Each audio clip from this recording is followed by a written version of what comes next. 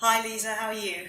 I'm good. You're right, Eva. Yeah, good, thank you. So we've had another computer malfunction with my laptop going breaking last week. So we're back now, and yeah, we've got a few things to talk about. Which had a chat prior to this, and one of the things that I realised that we hadn't spoken about on camera was your experience in change management, because that's kind of why we started having these conversations in the beginning to talk about how we're going to inform ourselves so that when the changes happen with regards to the economy and moneyless societies and things, how are people going to cope? Because I'm ready for it, but a lot of people aren't. But you've got experience in change management. Do you think you can just tell us a bit about that? Yeah. My experience of change management has been in the NHS. I've been in the NHS for nearly 30 years. And I think what's been quite interesting during that time, which then kind of got me into change management, was that I always got pulled towards developing services. So I worked for quite a long time in cancer services, transforming those. Um, and then I did my master's degree, and that had a very big element of organisations and social change. There was a big change management part of that. And the way I like to look at it, I mean, change is very complex, but the model of change management, if you think of it, is a very, very simple structure.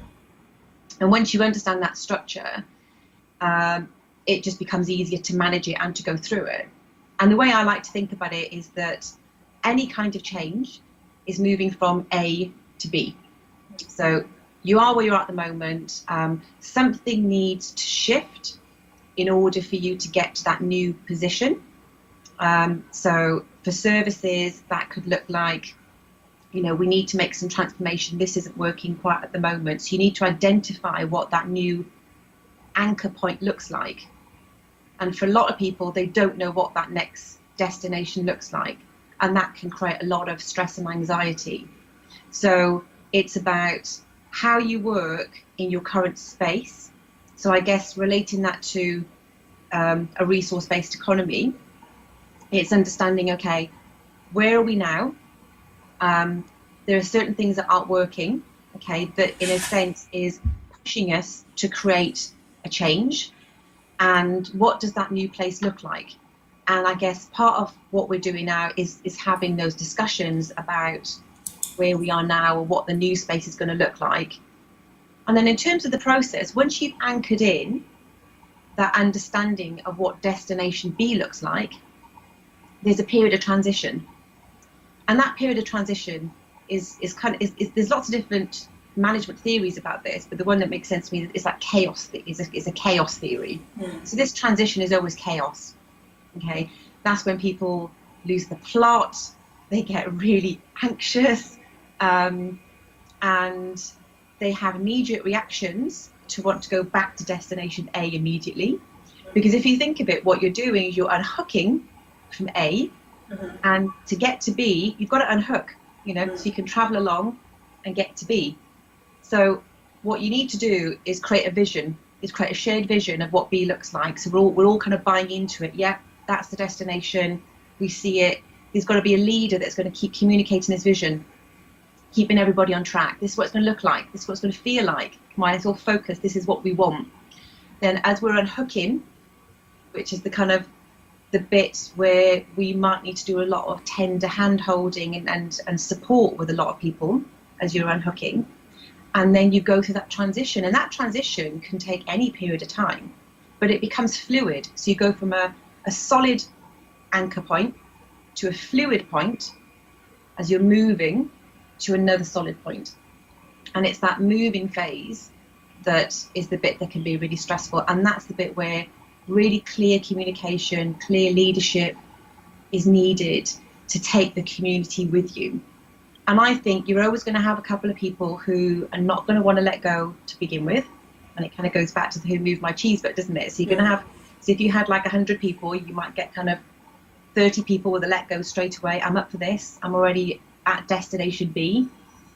There might be another 30 that you need to do a bit more tender hand holding and kind of gently transition them across.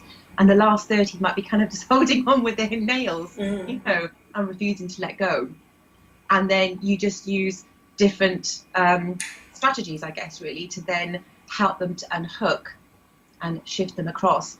And that would look like just lots of clear communication, just, you know, compassion, understanding, really tender hand holding as you're kind of saying, look, this is the better space over here, and you know, there's an unhooking as you kind of move across. And that's a very simple way to look at it. And I'm quite often asked when I'm doing projects in work about change management of, well, how do you get people on board who are completely anti this? So within the NHS, you get a lot of in-house professional kind of tensions and fighting and arguments, and it ends up becoming about them. But the reality is, most people go into healthcare because they're altruistic and they actually really care about the patient. They want to make a difference. So you just shift the focus, you shift the perception, and say, look, it's not about you. It's not about you being the best surgeon and you're the best kind of like person to cure cancer, or you're not the best, you know, radiologist. This is about the patient. And when you steer them back on course, which I guess is about the vision, what's the goal, you steer them back to our collective interest is the patient, and everybody kind of shifts and they point in that direction and they go, yeah, that's fine, that's what we want this to be good for the patient. So everybody comes on board. But it's really important to just be really clear the vision, do the hand holding, really clear communication, because some people might not understand why they need to change. You know, some people might have just blinkered themselves off and just go, well, I'm fine here. There's no reason to change. What's the reason to change to a resource-based economy when I'm kind of all right here?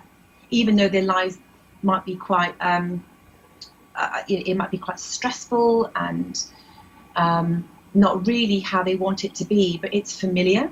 Yeah. So there's a sense of safety, isn't it, in that familiarity, even though it might be completely crap, you know, and it might not be functioning very well.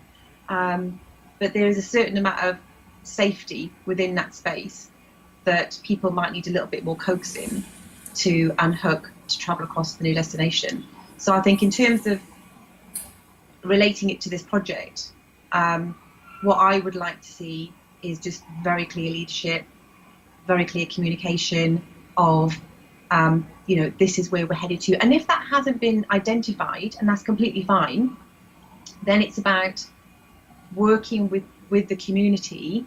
And I guess really it's kind of like what we're doing, and we're trying to discuss and we're trying to bring up these really deep issues up to the light, to be aired, to be kind of challenged, because there's a lot of ingrained processes that would have to shift, which I think would personally unnerve people, and I think it might, I think they would be quite anxious to, you know, let go of the cash to kind of go here. And we've had the same discussions, haven't we, about, you know, do we save for our pension or do we spend it, or, you know, what do you do? So I think it just has to be very, very clear communication of where we're going, and if that hasn't been established, then okay, let's just maybe form groups to talk these things through and do that process of kind of sifting, I guess, and clearing through the crap and the clutter and the mud. You start to get a few more clearer principles that rise to the surface of, okay, well, this is workable, you know, park that over there in B, keep sifting, parking it over there, and then you start to look at B and think, okay, oh, well, I can see how this starts to shape and form and how this could look like it could actually potentially work in the future. So I think that's the process that we're going through at the moment. And then when this vision becomes clear, this destination, then it's a case of how you work to shift people's perception and very physical experiences across into that new space. Because I know, like, for example, like with the Venus project, they have a clear model of what they want, but I think it's more about the structure, and I think they might have a clear understanding of how things would work, maybe, you know, how families would operate, what they would look like in their day, but there's a huge amount of softer stuff underneath all of that, and I think that's where the feminine comes in, the mothers come in, because we're much more tuned into that. Whereas I think the structure feels like it's a much more masculine you know, we're going to build these spaces. This is how it's going to function. This is what it look like when people go in there. And you've read the, you know, you've got the books that kind of illustrate different stories of what this could look like. But in order to get there, there's a huge amount of this soft stuff that's under the surface that needs to be worked on and kind of almost like molded and shaped to encourage people to come across. And for me, it feels like that's where the work of the women, you know, all the kind of, it's just that more softer. I probably not explained very well, you know, but you know, I do know what you mean. Kind of stuff, isn't it? To kind of help people, give people the confidence to shift. Because I know when we first spoke about this, my questions as a mother is like, okay, well, where am I going to live? How am I going to feed my kids? You know, I just needed to know those very basic things. The structure looks fantastic. It's all going to be lots of, you know, machinery doing things that we don't necessarily need to do. I get all of that, but there's a lot of soft stuff, isn't it, underneath all of that? Forms a really big part of change. So that's the stuff I'm interested in. Yeah. No, I agree. I think that you know, the kind of physical stuff has been taken care of in a way. You know, we know that machines can do a lot. There's robots and there's, you know, people, architects that can build the houses and design the streets and all that. That's all great, you know. Yeah. So, but you're right. It's the human interaction of how people are going to, who have learned a certain way of doing things, are going to transition to a new way of doing things. Kids will be fine because they'll just be brought up in that environment, and that'll be, you know, okay. But it's the people who have always done things a certain way and then need to let go of that, and then that's where the work will be. Because change can be really difficult for a lot of people, and even I think I've always felt I've been quite open to change, but there's been a lot of change going on in my life, you know, and I know now from going through enough of it how I kick against it. So I think there is a natural instinct to kick against change, even if you're really open to it, because you have got to let go of some of those really ingrained structures and behaviours that you pick up in order to shift across. And it can feel quite scary, and especially if the new destination hasn't been clarified and you're in that kind of transition. It's almost, again, another kind of visual kind of reference to this is like you're leaving the shore. And I'm sure that there's famous quotes, isn't it? You know, in order to get to the new destination, the new shore, you've got to set sail and you've got to leave the old shore behind. So there is that transition of, you know, you're leaving land and then you're in the water, and you might not see land for quite a while. And it's in that space that you're nervous and you're anxious because you don't know what you're going to. And it might be that there's not a huge amount of clarity in that next space, that we are going to be in the ocean for a while as we're forming. It's almost like, you know, it could be that we're creating it as we're in transition. You know, and I'm sure, and there is a certain amount of change that happens that way as well, quite organically. But that might happen, and I guess it's about reassuring people that this is quite normal. This is human behaviour. This is what happens during any kind of big change process. So just talking to people about that, I think, will soften anxieties, and it will just help people to feel a bit more safe during that transition.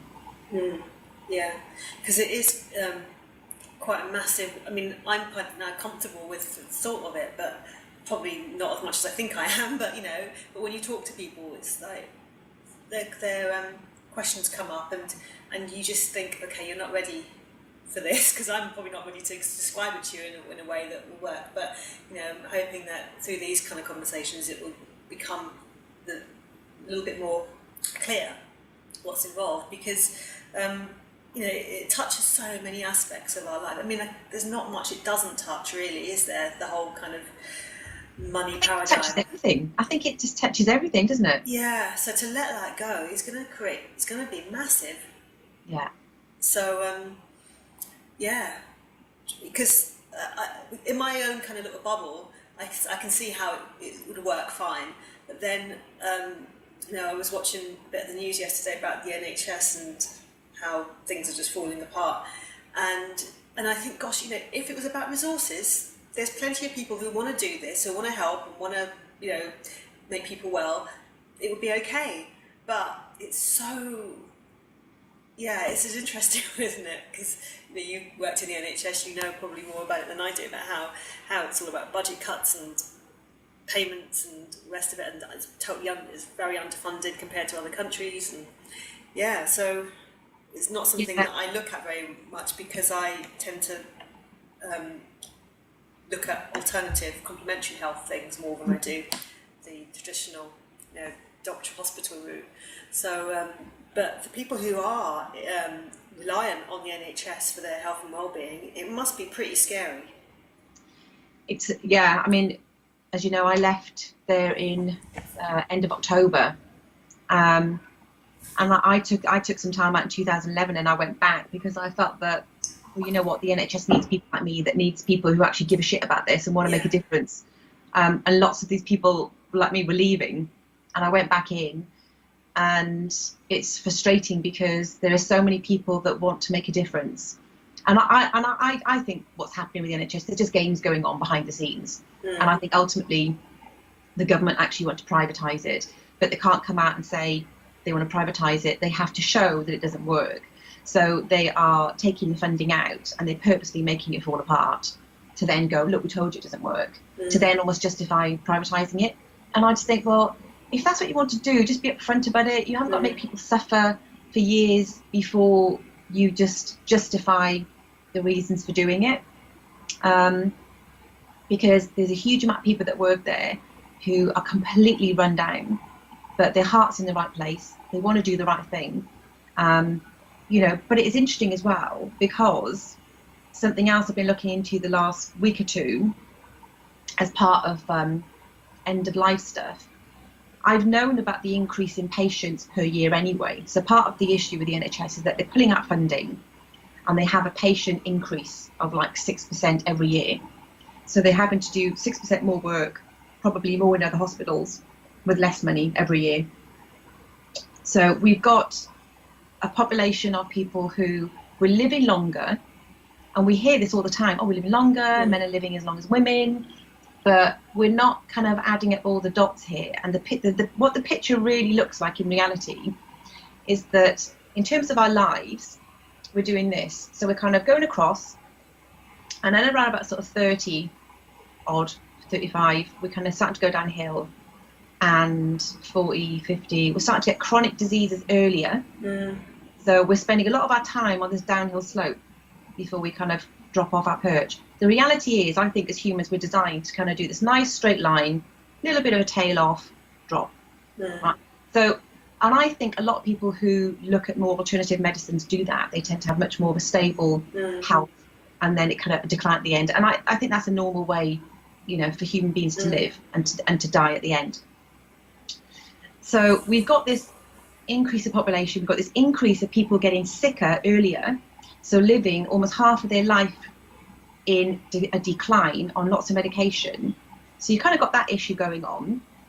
And then there was also some statistics to show that the population of the over 85s in the next 20 years will double, and in the next 30 years will triple. So there's more over 85s in the population growing at the moment under 16s. So we've got this massive imbalance in the population. And on top of that, you've got a population that reach middle age and just start this decline. So that's actually something that's real. And it started making me think about, okay, if that's the reality of the situation in terms of the population, what's the kind of work that needs to take place in the community to work with these people? So if we're going to move into a resource-based economy, these issues aren't going to go away. They're going to need to be taken care of and managed. And a lot of these people might not have family living around them as they're aging and declining in health. And then the issue then with kind of end of life. So there's a huge amount of community projects and supports that people can get involved with straight away when you just understand what that picture. And of course, there's just like tons of other community projects you get involved with. That's just something that caught my attention in the last couple of weeks when I thought about the increase of population, and from what I know previously about the work that I've done around nutrition and just the way people are living and declining. so it just started me thinking more about, well, what more can I do to work with the community to help support this? So it's an interesting one, because that regardless of where we are, that's not going to go away. Yeah. Do you think though that it is linked into personal empowerment, isn't it? Because when you have to take care of yourself because there isn't an NHS to do that, you do make different choices. I think the paradigm we're in at the moment, there's a lot of people are in is, I can do what I like, eat crap, drink crap, and poison my body with pharmaceutical drugs or whatever it is, or recreational ones, and then somebody is gonna fix me, not themselves, and sometimes people do get to a point where they think, oh shit, I do have to take responsibility, but often there's a kind of saying about this, isn't there? One illness, long health; no illness, one illness, long life; no illness, short life. Because it's like when people have something that's wrong with them and they have to pay attention to it, then they make different choices about what they're eating and how they're living. But if they're okay and kind of have marginal things going on, they don't really bother. It's an interesting one, isn't it? Because sometimes I think you could wish an illness on yourself because you need a rest, and stuff like that. If you're not taking care of those things, then you will get sick and you will manifest something. And also, there's also lots of issues around chronic illnesses that are to do with environmental factors, so pesticides and toxic environments that we live in. That is where these non-communicable diseases come from. They're not innately in us. They're coming from our environment. So that needs to be addressed, and people are not often aware of all of those things that are going on in their environment. And I was shopping the other day, and I was buying quite a lot of organic stuff, and thinking, in a resource-based economy, if money wasn't an issue, all farming would be like this. It wouldn't be an issue. People wouldn't choose to buy something that was full of toxic stuff if there was an organic option available, would they? So it's and you make those choices, because I know that some people will say, oh well, it's not about health. The health benefits and the vitamin content are different, but if you're making those choices because you are willing to put your money into that kind of lifestyle choice and supporting that kind of farming. But it's not just about that. There is pesticides and it does affect the nutritional content, I believe. So why would you, if you could afford it, not buy the organic option? I mean, it's massive though, isn't it? What we're talking about, each one of these issues, you have to unpick it, and I think it needs to be unpicked, and it's all interlinked, and it's interesting because hearing you say about no illness, short life; one illness, long life, and I'm just thinking, what came to mind then was just how the adrenals behave in the body, and I used to quite often look at people in work and just think, how do you keep going? How do you operate at such a crazy breakneck speed? But they're just topped up with coffee. They're just topped up with alcohol. They're topped up with kind of junk food. And even though they might keep operating at that level, you see it in their physical appearance. They look really old. They go grey really early. They become overweight. And they're just taking this fast track route to kind of like burnout or end of life, the way I see it. And it's interesting because when you look at the adrenals in the body and what they do, and they kind of they're supporting you to kind of keep going, and it's like whipping a dead horse. So people think like, no, I've got energy, I've got, but actually it's false energy, because they need the caffeine for the energy. They're not operating on clean energy, they're operating on borrowed energy, if you like. Whereas, because I don't drink coffee, my downfall would be kind of, chocolates, but I eat a lot of raw chocolate.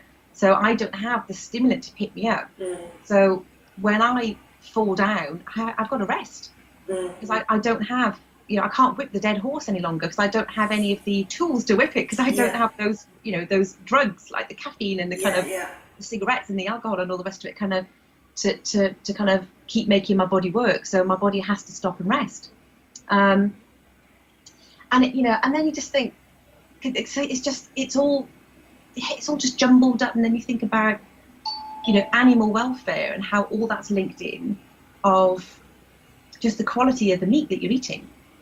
So people have an idea about good quality nutrition, and part of that, I think, is just misinformation. It's not correct information. So people might think like, oh, well, I'm eating chicken and I'm eating fish and I'm eating, some beef. But actually, if they ate grass-fed beef, for example, then they're eating much more of the omega oils, because the information from the grass can so there's little things like that. But then I think, what makes this much more toxic and messed up is the money aspect to it.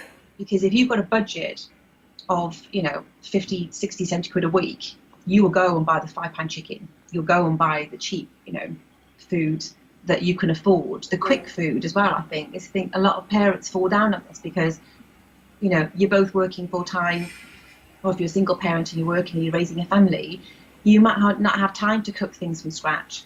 So getting stuff in the freezer section, ready-made meals, is really going to be all you can cope with. And that's not a judgment, that's just a reality of kind of the traps that we fall into. So whilst we can look at the correct way of doing this, if you're not set up and supported at home to do it, it's near on impossible to go anywhere near that, isn't it? Well, especially if you run down on top of it as well. You get home from work, it's like you have no energy to do it. I agree. I mean, yesterday when I came home from work and I just thought, oh, do you know what? I really don't feel like cooking right now, and I was a bit stroppy with everyone, but just thought, but I knew what I had to do because I planned it, so it was like it wasn't a big thing. But it was just the act of, I've got 20 minutes or whatever having to do this now. When you just want to come home and actually the easier thing would have been to put something in the oven that's been in the freezer, But then it comes down to knowing that is the better thing to do for everyone, and knowing what to do, because I know how to cook, whereas so many people just don't know that they don't know how to cook. And it's just a sad state of affairs in our education. We don't teach the fundamental basics of life, which is how to look after your body and your health. Because you are what you eat. I know it's a kind of very overused phrase, but it is that, isn't it? And it's interesting because I was just thinking the same thing then about education, because I've had this conversation the last couple of days about schools and education system and particular lessons, and and I grew up in kind of like quite a rough Welsh council estate, and the school that I went to, the local comprehensive, we did cooking, we did sewing, I did woodwork, I did metalwork, I did all those things. And then somebody the other day was saying, they don't do any of those things in school anymore because the schools don't get a certain amount of recognition, or whatever the schools have to get. They don't get a huge amount from teaching those subjects, which actually made my school look pretty good. When I think back, when in the reality it was pretty horrendous. But we're just not teaching children those skills, even now. It's just pure academic skills, nothing about their bodies, nothing about actually how to do some very practical things that are going to be really important to them in the future. We spoke just beforehand. I'm going to homeschool my son Sam in the next 2 weeks. And he's 10, coming up to 11. So already I've said to him, you're going to have a cookery lesson every week. We're going to be doing different, we're going to be looking at menus. You've got to research menus. You need to have a look into what we're going to cook for that week, and that's going to form part of your curriculum. You do at home. We're going to be doing cookery lessons, and he's really excited about that. Because these are like proper life skills that he's going to need. And at the same time, I'm just going to start really overemphasizing with the both of them, just with the herbs that I use and the reasons for using it. So now I've changed my perception of schooling. I'm taking a bit more responsibility. I mean, you teach them as parents anyway, but now it feels like I've really got to switch that on, and I've got to share and teach as much as I possibly can, which I think is the role of the parents. And again, I guess going back to the moneyless society, if we were, and we've said this before, if we were allowed to parent our children properly, then this would just be a natural instinct that we would do because we would have time to do it, wouldn't we? Yeah. Although I do have a kind of bugbear with this kind of bandied about phrase of intuition and being able to intuitively mother and parent, because if your blueprint for that is from parents who didn't do that, you are going to have to learn to do that. Yeah. You know what I mean? So it's yeah. It's kind of, I remember with the whole kind of attachment parenting kind of thing when I, because I've always been an advocate of that, because for me that was how my mum did it with us. So it's not a learned thing. But when you sort of blatantly say, or blasely say to women, oh, it's intuition, to do that, to keep your baby close and all of the rest of it, but it might not be their intuitive way of parenting, because if they've not seen that and it's been in their environment, it's not going to be their intuition. Likewise, if they haven't been around parents who cooked, because my dad is a great cook, and my mum cooks as well, so I learned from my dad, plus I had education at school about cooking, so it was always what I knew, so you could say I was an intuitive cook, but no, I learned that from being around people who it was normal for, so but there are going to be people who do need to learn that, and that isn't what they're getting in school. Exactly. And I just think, thinking back to my mum, I think my mum did things kind of by accident. She didn't kind of choose to do a lot of these things. It just happened by accident. I mean, I'm just thinking like with immunisations, we didn't have any, and it wasn't a conscious choice from my mum saying, no, that I don't agree with that. It was, and I don't even know if it was intuition. It was more a case of she took my brother for the first jab, and I think she was traumatized, but the fact he was so traumatized that she said, I'm not doing it anymore. So she just didn't get any of us immunized. And even though she would do home cooking, it wouldn't, I guess we didn't really have organic vegetables then, we just had normal vegetables. And it wasn't done from a conscious choice of, I want this to be really good quality home cooked food. It was more a case of necessity, and a financial necessity. So it's interesting, isn't it, how these things come about, whether it's through taught, passed on behaviour, or whether it's through intuitive, or whether it's kind of just by default, but you're right, if you haven't been taught that, then there is a certain amount of role models, I guess, that need to be there in society and amongst your peer groups and your friends, to be able to kind of like give you just to show you the ropes. I know like we've had conversations like about the slow cooking things. They're just like, I've never done any slow cooking, and we've had that conversation, and thanks to you sharing that information with me, I've been able to kind of adopt that, because that wouldn't be an intuitive thing for me to have done. It wasn't part of my upbringing, and unless I had people around me that shared that kind of wisdom, you're right, you don't pick that up. So it comes back to communication and sharing of knowledge, doesn't it? And I think because if you as you grow, you kind of attract people who are at that next kind of step for you, And I think now our teachers seem to be more online kind of people. I mean, I was listening. We've spoken before about how we get our information, and this week I've been listening to some of the Bentino Massaro stuff, because actually there was a video that I think I shared with you on Facebook with the guys from Newmap who, I just love how things kind of connect. But my friend Gina and I were talking about the Venus Project, and she mentioned, no, that sounds like the kind of thing that the guys at Newmap are doing. And I looked them up, and they were basically creating this amazing piece of software that is quite revolutionary, really, and it's quite hard to explain because it is kind of multi-dimensional thing. And so I connected with these guys a few months ago, and then popped up on Facebook that they connected with Bentino and gone to one of his conferences, I think in the US somewhere, and were presenting their work at one of his lectures. And I thought that's fantastic, because things are joining up, and people like Bentino are talking about where we are transitioning to in terms of a completely new way of living in the next sort of 17 years, which is great because 17 years I hopefully should still be around to see it, you know.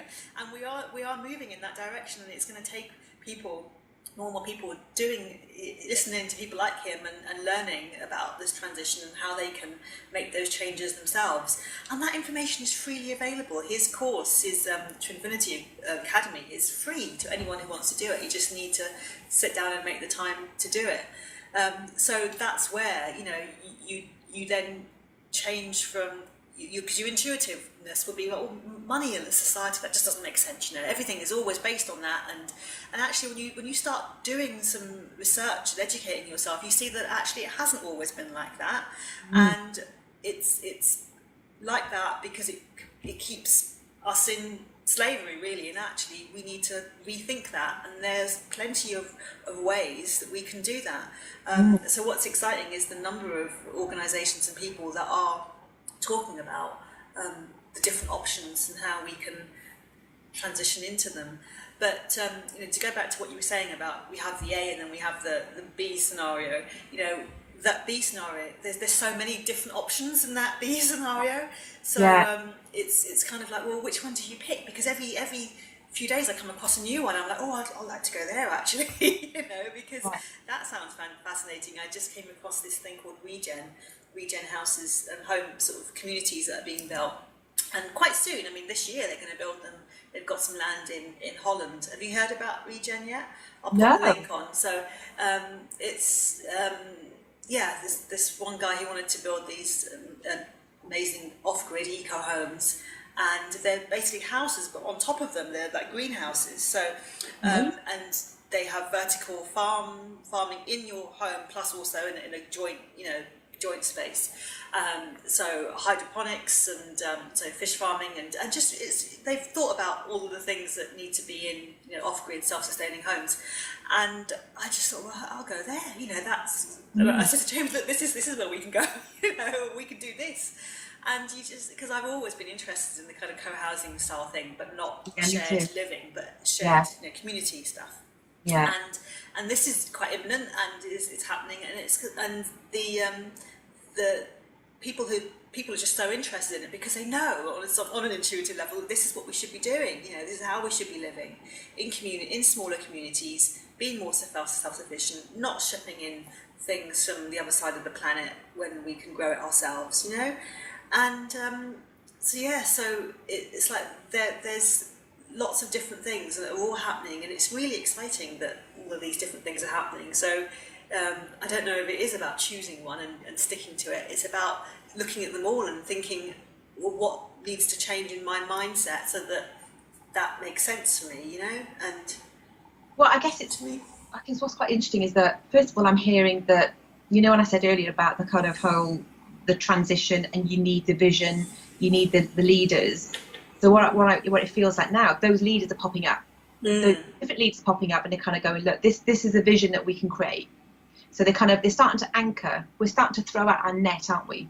Yeah. Our kind of like a fishing line. We're chucking it out to different places and go, that's a real possibility, because I never thought about that before, but somebody's communicating, this is a potential vision that we could create, this scenario. And I guess what feels really exciting is the position that maybe for once in maybe the whole, you know, I don't know, thousands of years, we have more than one option. So maybe we should just see that as a real blessing, you know, is rather than thinking, oh my God, which one do I choose? We actually have a huge selection that we could choose from.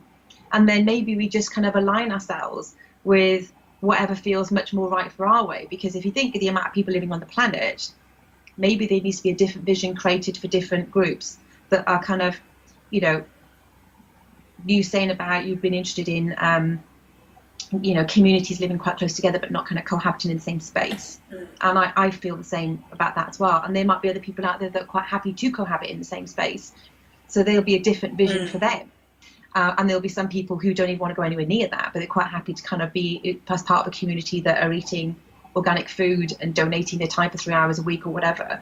So I guess that there's going to be lots of different visions to come up that are going to suit lots of different people.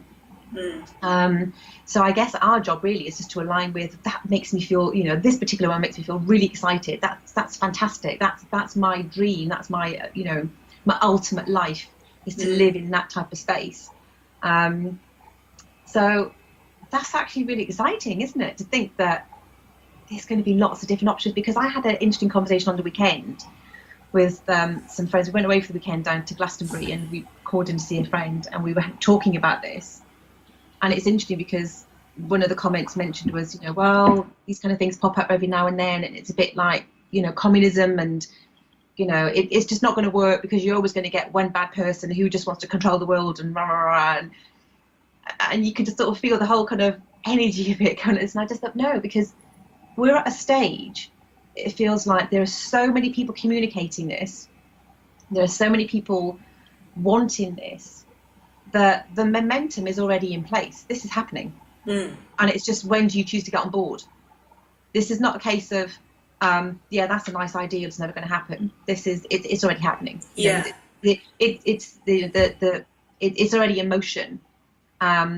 We're getting on board now, and we're looking into this. And before the call this morning, I was thinking, when I homeschool Sam, he can get on board with this as well. We can start talking about this and start thinking about the future. And I want to open up his mind to different futures and different ways of living, and different ways of contributing your time and all that kind of stuff. So yeah, I had to have a moment of almost like recalibration of kind of, I'm not going to get dragged back into that old space of that's not going to happen, because it's already in motion. Yeah. It's just a choice of when you get on board. Yeah. Because I've never come across, and maybe social media and the fact that we have the internet now is just so much more beneficial to us to create these online communities, and that we can actually communicate this vision to so many more people than we've ever been able to do before. And and it's now finally just joining up all of these dots. We're all being joined up together. So therefore, creating this new space is just going to be a lot quicker than it ever would have been before. Yeah. Yeah. No. Working and thinking. Yeah, no, I agree, and I think this is why I kind of on Sunday or yesterday, I think I just shared with all my friends. I think you said like the Moneyless Society page, because and Matt, who is the person that set that up, he said, like, how come we had so many people like it? Because I invited all my friends, and I thought, well, actually the way I see it is I have a duty to tell people about this, because they're going around in this blind panic of shit, Trump's going to kill us all, and actually look, put your attention here and think about this as an option, because that's just a really good sign to me of it all breaking down, and sooner or later that's going to happen, and it's just a question of, okay, let's start building what we want to see, being the change that we want to see, rather than focusing on what is pretty crap and can get you down if you do put your attention there. Yeah, exactly. And it's you not stuck, aren't you? If you focus on that, you just become immobilized. You just can't move. So for me, it just feels like the only place that you can be in is that okay, well, you can sit here and wallow in it, or you can just go, okay, well, what we're going to do to make something, create something out of this and make a difference. And that's where it feels lighter for me. It feels more exciting. It feels more energetic, and it's going to be challenging, but that's where I want to be dedicating my my vision, really, and, directing my energy. And it's interesting when you're saying about how people connect in, I think, at the right time, and bless you. And I didn't realise that you knew Gina, because I met Gina through Fleur. Oh, have you? The Matt Kahn. So we were on this kind of group sharing the Matt Kahn information. Right. I kind of realised, oh, you know Gina. It's really interesting, isn't it? How we're all sort of starting to connect in. Yeah. I met somebody a couple of weeks ago who I briefly met a year ago, and on the same wavelength straight away, and she's 5 miles away from me. So 10 years I've been looking for like-minded people and kind of support, and she's been just a couple of miles down the road from me, and nearly actually became my neighbour about 3 or 4 years ago. So it's interesting how we're kind of we're doing this and never quite kind of meeting, and now we've met. So I think people are starting to draw like-minded people to themselves, which again is going to just build that momentum and just help to shift into that new space. Yeah, and it comes from, you know, just being radiating what it is you're about. Because when you kind of, you know, you're using the analogy of hide your light. If you hide what you're doing and just kind of get on with it, might be helping you, but it's not helping other people. You know, I go back to the kind of parenting stuff. You know, when I was in the shop, I'd just be open and say what I did and didn't do, you know, about whether it's vaccinations, breastfeeding or bed sharing, whatever, because you just think, well, if somebody sees that as a normal conversation to have, then it normalises it for them, and they think, well, oh, yeah, actually, yeah, I can do that too, you know. Whereas if you kind of are scared of talking about that, then it's not helping anyone. It just keeps that same paradigm of doing stuff, you know. Whereas this is the same sort of thing, which is why we're doing this. It's about when you talk about what's possible, it changes what's possible for other people, doesn't it? And then those people will, you know, hopefully start exploring themselves and maybe talk to us or talk to anyone else that's kind of in this community and see that another way is possible and is actually really viable quite soon, because what we've talked about before is actually what can we do now to make these changes happen. Because, you know, both you and I could probably just get our heads down and say, well, actually, we're in the money paradigm, we're all right, you know, we can just do this and not have to worry about anything else, because we've got homes, we've got money, we've got the stuff that most people aspire to in life, you know. Why are we talking about this? But actually, it's not about that for us, is it? It's about sharing it and getting everybody to see that this shift is happening, and look how exciting it is. Yeah, and it's interesting as well, just talking about, you know, you shine your light. I mean, there's a load of light going up at the moment, isn't there? We're both being bombarded by sunlight at the moment. Yeah. But also as well, I think what I was hearing from that, and in my own experience, you know, when you don't have those just open conversations, then you end up isolating yourself. And I think that's what I ended up doing. And then when you end up isolating yourself, then you're not connecting with like-minded people, because you're not really showing who you are to kind of wave the flag, you know, to sort of your like-minded tribe members to kind of go, oh, there's another one. And then I just think, even as the individual, you know, you don't do that, so you don't connect with like-minded people who can also kind of just help you shift, you know, even just like having the conversation we did before the call, you know, just talking through some stuff, you know. And I could have asked for that help last week when I needed it, but I didn't, you know. So it's interesting, isn't it, how we don't ask for help and we don't share.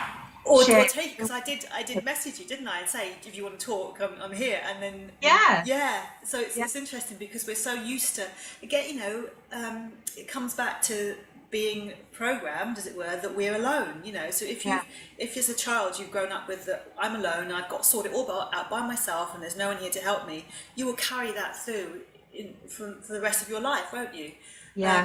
So, you know, it's about actually, no, we're not alone, we are connected, and we can help each other, and look at what we can create when we do this together. And collaborate and share and talk. And I guess as well, it's like, you know, I mean, because when we talked it through, it literally just popped out within probably 20 seconds and it was sorted. I felt fine. So I think it happened really quickly, but also it doesn't feel like we can only create this new paradigm together.